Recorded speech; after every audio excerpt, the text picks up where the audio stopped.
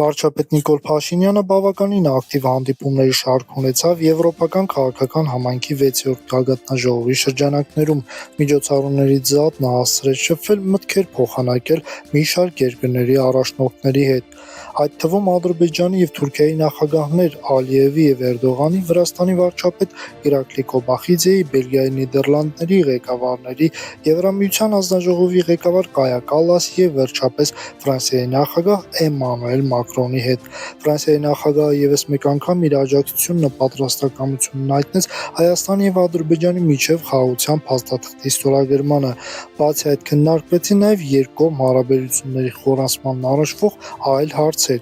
Իր հերթին Կայա Կալլասը նույնպես ողջունեց տարածաշրջանում միտված խաղաղության հաստատմանն ուղղված ջանքերն ու առաջարկեց, որպեսզի Հայաստանն ու Ադրբեջանը սպասված փաստաթղթի ստորագրման գործընթացը արագացնեն։ Բարձր հանդիպումներն ու ընդունելությունը մեկ անգամ ևս փաստում են, որ մեր երկրի գնահատականը Արևմուտքում կայուն ռեյտինգ ունի։